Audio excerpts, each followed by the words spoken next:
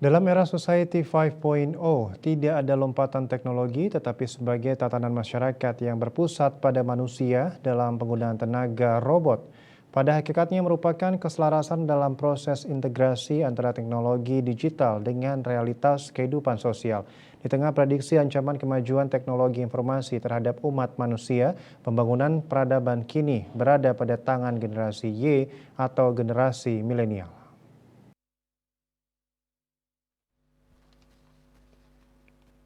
Pemerhati Marjono memaparkan, dari tinjauan sosiologis, kemajuan teknologi informasi justru dianggap sebagai ancaman pada eksistensi manusia.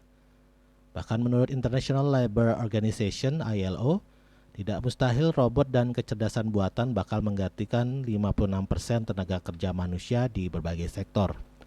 Muncul pertanyaan terkait nasib aspek kemanusiaan dan kebudayaan yang terdegradasi. Berangkat dari prediksi itu, diharapkan era Society 5.0 mampu mengembalikan citra dan peradaban manusia yang luhur mengiringi revolusi industri 4.0. Sesungguhnya pemahaman Society 5.0 adalah refleksi revolusi kebudayaan.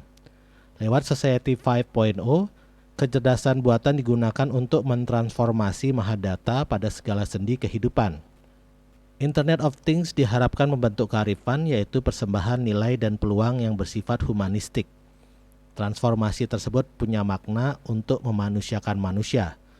Oleh karena itu, bagi Indonesia yang memiliki penduduk dalam jumlah besar tetapi dengan sebaran pengetahuan dan pendidikan yang tidak merata, Society 5.0 adalah faktor komplemen keberhasilan revolusi industri 4.0. Tidak cuma keterampilan teknis, tetapi soft skill tenaga kerja adalah masalah strategis untuk melahirkan sustainable development bangsa Indonesia dalam terpaan gelombang apapun. Society 5.0 sebagai komplemen revolusi industri 4.0 perlu diarahkan pada peran generasi Y atau generasi milenial untuk kemajuan bangsa Indonesia di masa mendatang. Generasi Y adalah generasi yang begitu gandrung pada revolusi industri 4.0. Sebaliknya cenderung abai terhadap masalah sosial. Generasi Y memiliki perilaku egaliter, tidak birokratis, kreatif, dan inspiratif.